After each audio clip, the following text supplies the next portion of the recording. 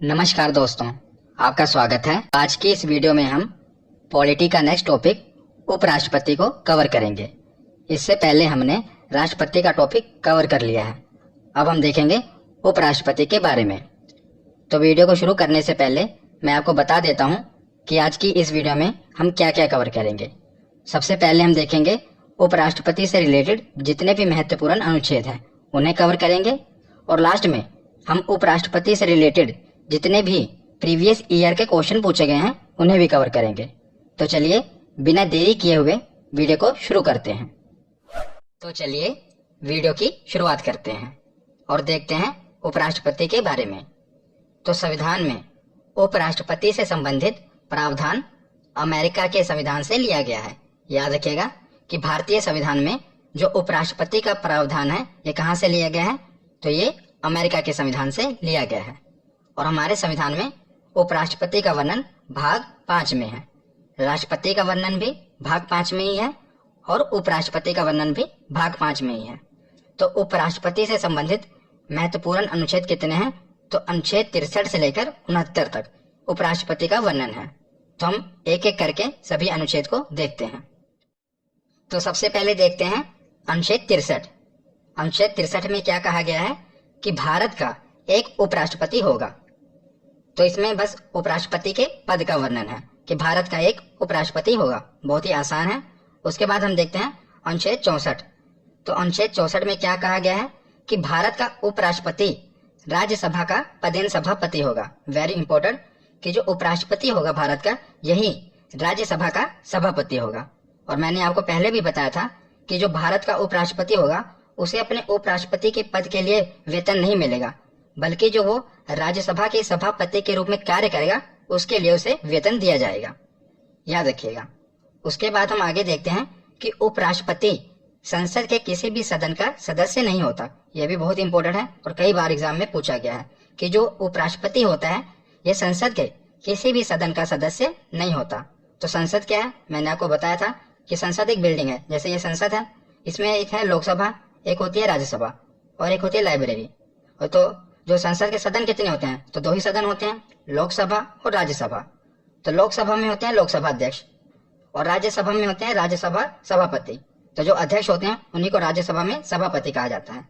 तो जो लोकसभा के अध्यक्ष होते हैं ये तो लोकसभा के ही सदस्य होते हैं, यानी कि जो लोकसभा का सदस्य होता है उसी को लोकसभा का अध्यक्ष बनाया जाता है। जैसे अभी वर्तमान में ओम बिरला जी हैं, तो ये कहाँ से चुनकर आए हैं, कोटा से चुन के आए हैं। तो ये पहले लोकसभा के सदस्य थे, उन्हीं को अध्यक्ष बना दिया गया। पर जो राज्यसभा के सभापति होते हैं यानी कि उपराष्ट्रपति होते हैं, ये राज्यसभा के ही सदस्य नहीं होते। ना तो ये राज्यसभा के ही सदस्य होते हैं और ना ये लोकसभा के सदस्य होते हैं। तो याद रखिएगा कि जो उपराष्ट्रपति होते हैं यानी कि जो राज्यसभा का सभापति होता है ये किसी भी सदन का सदस्य नहीं होता। वेरी इंपॉर्टेंट, कई बार पूछा गया है। तो अनुच्छेद 64 के बाद देखते हैं अनुच्छेद 65। तो अनुच्छेद 65 में क्या कहा गया है कि राष्ट्रपति की अनुपस्थिति में उपराष्ट्रपति कार्यवाहक राष्ट्रपति होगा। तो जब भी राष्ट्रपति अनुपस्थित होंगे किसी कारण से या उनका पद खाली होगा तो उस समय उपराष्ट्रपति कार्यवाहक राष्ट्रपति के रूप में काम करेंगे जब तक नया राष्ट्रपति चुन ना लिया जाए। तो देखते हैं इसमें क्या कहा गया है कि राष्ट्रपति के पद खाली रहने पर उपराष्ट्रपति कार्यवाहक राष्ट्रपति के रूप में कार्य करेगा। और दूसरा कि उपराष्ट्रपति को राष्ट्रपति के रूप में कार्य करने की अधिकतम अवधि 6 महीने की ही होगी। यानी कि जब भी राष्ट्रपति का पद खाली होगा तो 6 महीने के अंदर उसे भरना होगा, मतलब कि राष्ट्रपति का चुनाव कराना होगा। और 6 महीने तक उपराष्ट्रपति जो होंगे वो कार्यवाहक राष्ट्रपति होंगे, यानी कि राष्ट्रपति का पद वो संभालेंगे। और इस दौरान राष्ट्रपति का चुनाव करा लेना अनिवार्य होगा। और राष्ट्रपति के रूप में कार्य करते समय उपराष्ट्रपति को राष्ट्रपति के समान ही शक्तियां, वेतन और विशेष अधिकार प्राप्त होंगे। यानी कि जब राष्ट्रपति का पद खाली होगा और उस पर उपराष्ट्रपति कार्यवाहक राष्ट्रपति के रूप में काम करेंगे तो उस समय जो उनकी शक्तियां होंगी और राष्ट्रपति की जो शक्तियां मिली थी वही शक्तियां होंगी, और उनको जो वेतन मिलेगा वो भी राष्ट्रपति का ही वेतन मिलेगा, और जो अधिकार होंगे वो भी राष्ट्रपति वाले ही अधिकार होंगे। समझ गए? मतलब जो भी जब वो राष्ट्रपति के पद पर बैठेंगे तो जो भी राष्ट्रपति की शक्तियां थी, उनका वेतन था, अधिकार था, वो सभी उपराष्ट्रपति का अधिकार हो जाएगा। अब क्योंकि अब वो उपराष्ट्रपति नहीं रहे ना, अब वो राष्ट्रपति के रूप में काम कर रहे हैं। उसके बाद हम देखते हैं अनुच्छेद 66। अनुच्छेद 66 में क्या है, उपराष्ट्रपति पद की योग्यता और निर्वाचन। यानी कि उपराष्ट्रपति पद की योग्यता क्या क्या है और उनका निर्वाचन यानी कि चुनाव कैसे होगा। तो सबसे पहले देखते हैं योग्यता। तो सबसे पहली योग्यता है कि वो भारत का नागरिक हो। दूसरी योग्यता है कि 35 वर्ष की आयु पूरी कर चुका हो। और तीसरी योग्यता है कि राज्यसभा का सदस्य निर्वाचित होने के योग्य हो। और चौथी योग्यता है कि निर्वाचन के समय किसी भी प्रकार के लाभ के पद पर ना हो, यानी कि किसी भी प्रकार की सरकारी नौकरी ना हो। और पांचवी योग्यता होनी चाहिए कि 15,000 रुपये जमानत राशि देनी पड़ेगी। ये 5 योग्यताएं होनी चाहिए। और ये 5 योग्यताएं तो भारत में कितने लोगों के पास होगी। पर उसी के साथ साथ जैसे कि राष्ट्रपति की वीडियो में मैंने आपको बताया था कंडीशन जोड़ दी गई थी, उसी प्रकार उपराष्ट्रपति भी कंडीशन जोड़ दी गई है, ताकि बहुत ज्यादा लोग उपराष्ट्रपति के चुनाव के लिए ना आ सकें। क्योंकि अगर हम इन 5 योग्यताओं की बात करें तो बहुत से लोगों में, भारत के लोगों में ये 5 योग्यताएं होंगी, पर जो ये कंडीशन जोड़ी गई है ये सभी फुलफिल नहीं कर पाएंगे। तो अगर आपने राष्ट्रपति की वीडियो नहीं देखी तो वो भी देख लेना, उसमें भी मैंने बताया था। और इस वीडियो में मैं राष्ट्रपति और उपराष्ट्रपति को कंपेयर करके चलूंगा ताकि आपको याद रहे। तो उसमें मैंने बताया था कि साथ साथ क्या जोड़ा गया था कि 50 प्रस्तावक और 50 अनुमोदक होने चाहिए। और उपराष्ट्रपति में क्या कहा गया है कि 20 प्रस्तावक और 20 अनुमोदक होने चाहिए। तो 20 प्रस्तावक और 20 अनुमोदक क्या है ये मैं आपको फिर से बता देता हूँ। तो प्रस्तावक का मतलब तो ये है कि जो संसद के सदस्य हैं, यानी कि सांसद हैं, उसमें से 20 सदस्य आपका प्रस्ताव लेकर जाएं और हाँ कहें कि इस व्यक्ति को हम उपराष्ट्रपति का चुनाव लड़ाना चाहते हैं, आपके प्रस्तावक हों। और उसके साथ साथ 20 अनुमोदक होने चाहिए, मतलब कि वो अनुमोदन करें, कि हस्ताक्षर करें, लिखित हस्ताक्षर करके दें कि हाँ हम इस व्यक्ति को उपराष्ट्रपति का चुनाव लड़ाना चाहते हैं। तो जो प्रस्तावक और अनुमोदक ये अलग अलग होने चाहिए, मतलब कि 40 सदस्यों तक आपके पहुंच होना चाहिए। पहले तो 20 प्रस्ताव लेकर जाएं और 20 अनुमोदन करें। तो आशा करता हूँ आपको क्लियर हो गया होगा। तो अब हम देखते हैं उपराष्ट्रपति का निर्वाचन, यानी कि उपराष्ट्रपति का चुनाव कैसे होगा। तो उपराष्ट्रपति का निर्वाचन संसद के दोनों सदनों के सदस्यों के द्वारा, याद रखिएगा, संसद के दोनों सदन यानी कि लोकसभा और राज्यसभा के सदस्यों के द्वारा एकल संक्रमणीय मत पद्धति द्वारा किया जाता है।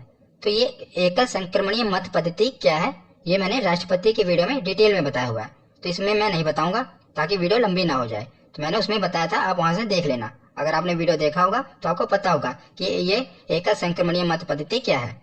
गौर करने वाली बात यह है कि इसमें संसद के दोनों सदनों के सदस्य भाग लेंगे। जब राष्ट्रपति का चुनाव हुआ था तो उसमें मैंने आपको बताया था कि उसमें कौन कौन भाग लेता था। तो संसद तो भाग लेती थी और साथ ही साथ राज्यों की विधानसभा भी भाग लेती थी। पर उपराष्ट्रपति के केस में ऐसा नहीं है, यहाँ पर केवल संसद ही भाग लेगी, राज्यों की विधानसभा भाग नहीं लेगी।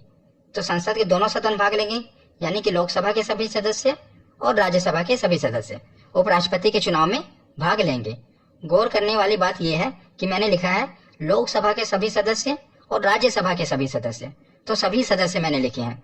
पर जब राष्ट्रपति का चुनाव हुआ था वहां पर सभी सदस्य नहीं थे, वहां पर क्या था, लोकसभा के निर्वाचित सदस्य और राज्यसभा के निर्वाचित सदस्य, वहां पर सभी सदस्य नहीं थे। पर यहाँ पर है, यहीं पर आपको एग्जामिनर कंफ्यूज करता है, इसीलिए मैं आपको बारीकी से सभी बातें बता रहा हूँ। ये गौर करने वाली बातें हैं, यहीं पर एग्जामिनर क्वेश्चन पूछता है। अभी आगे हम देखेंगे कि वहाँ पर लिखा होता है लोकसभा के सभी सदस्य, लोकसभा के निर्वाचित सदस्य। तो इसमें फर्क क्या है, निर्वाचित मतलब कि जिन्हें जनता ने चुनकर भेजा है वो निर्वाचित, यानी कि जो चुनाव के द्वारा है।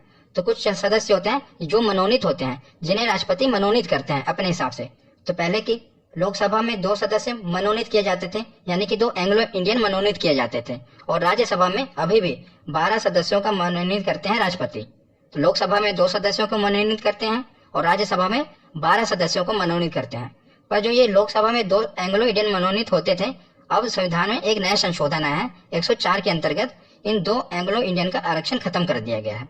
यानी कि अब लोकसभा में 2 एंग्लो इंडियन सदस्य मनोनीत नहीं करेंगे राष्ट्रपति, पर जो ये 12 सदस्य हैं इन्हें तो अभी भी राज्यसभा में मनोनीत किया जाएगा, ये अभी भी मनोनीत किए जाएंगे।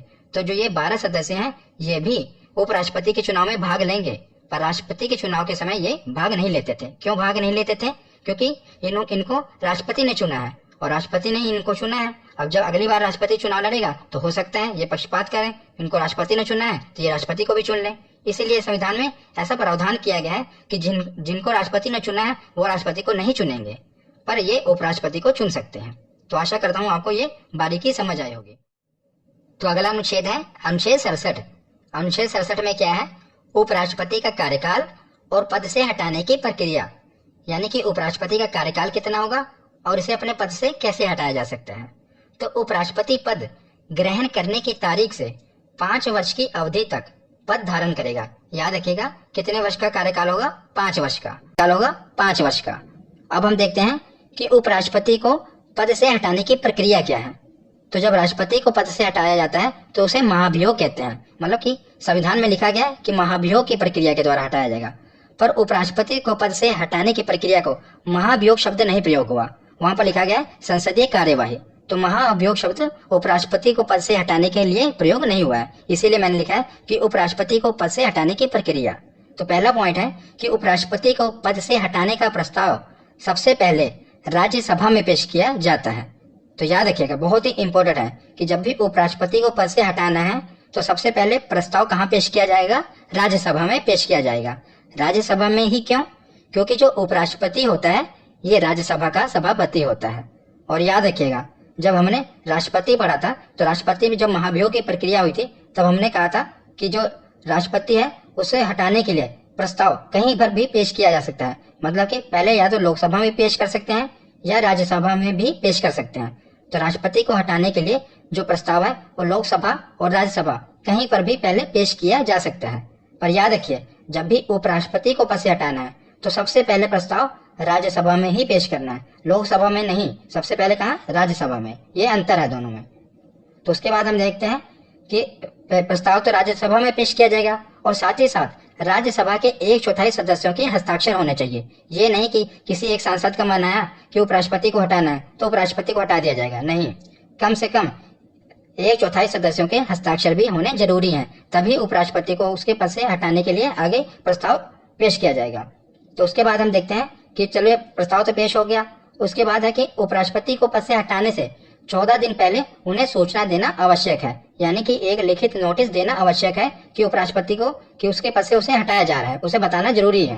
तो राष्ट्रपति में भी ऐसे हुआ था कि 14 दिन पहले नोटिस देना पड़ता है, उसी तरह उपराष्ट्रपति में भी 14 दिन पहले सूचना देना आवश्यक है। तो उसके बाद तीसरा पॉइंट देखते हैं कि राज्यसभा अगर अपने तात्कालिक सदस्य संख्या से प्रस्ताव को पारित कर दे और उसके बाद लोकसभा की सहमति हो तब उपराष्ट्रपति को उसके पद से हटाया जा सकता है। तो याद रखिएगा, इसमें कहा गया है कि राज्यसभा अगर अपने तात्कालिक सदस्य संख्या यानी कि जो वर्तमान सदस्य हैं, अगर राज्यसभा में कुछ पद रिक्त हैं तो उन्हें छोड़ दीजिए। जो तत्कालिक सदस्य हैं अगर वो सिंपल मेजोरिटी से ही प्रस्ताव को पारित कर दें और उसके बाद लोकसभा की सहमति हो, सहमति का मतलब कि लोकसभा में भी जो उपस्थित सदस्य हैं वो भी सिंपल मेजोरिटी से यानी कि बहुमत से प्रस्ताव को पारित कर दें, तो उपराष्ट्रपति को उसके पद से हटाया जा सकता है। तो जो राष्ट्रपति वाला केस था उसमें इतना आसान नहीं था। अगर राष्ट्रपति में हम देखें तो मान लीजिए अगर राष्ट्रपति को हटाने के लिए पहले लोकसभा में प्रस्ताव पारित हुआ है तो वहां पर 2/3 सदस्यों द्वारा बहुमत होना चाहिए। मतलब कि 2/3 सदस्य इसके पक्ष में हो तो उसके बाद वो राज्यसभा में जाएगा, फिर राज्यसभा में भी 2/3 सदस्यों द्वारा ये पारित हो, तब जाकर राष्ट्रपति को उसके पद से हटाया जाएगा। पर उपराष्ट्रपति के केस में ऐसा नहीं है। उपराष्ट्रपति को हटाना आसान है, इसमें सिंपल मेजोरिटी चाहिए, बस बहुमत हो जाए तो उसको हटा दिया जाएगा। पर राष्ट्रपति के केस में याद रखिएगा 2/3 बहुमत होना चाहिए, तो इसमें अंतर है, याद रखिएगा। उसके बाद देखते हैं अगला अनुच्छेद, अनुच्छेद 68। तो अनुच्छेद 68 में क्या है कि उपराष्ट्रपति का पद रिक्त होने पर चुनाव यथाशीघ्र कराए जाएं। यथाशीघ्र मतलब एज सून एज पॉसिबल, जितनी जल्दी हो सके। राष्ट्रपति के केस में क्या था कि अगर राष्ट्रपति का पद खाली होता है तो 6 महीने के अंदर चुनाव करवाने जरूरी हैं। पर उपराष्ट्रपति के केस में कोई टाइम लिमिट नहीं दी गई, बस ऐसा लिखा गया है कि यथाशीघ्र जितनी जल्दी हो सके चुनाव करा लिए जाएं। तो अनुच्छेद 68 के बाद है अनुच्छेद 69। इसमें क्या है कि उपराष्ट्रपति पद की शपथ। तो उपराष्ट्रपति को उसकी पद की शपथ कौन दिलाता है? तो राष्ट्रपति दिलाते हैं उपराष्ट्रपति को पद की शपथ।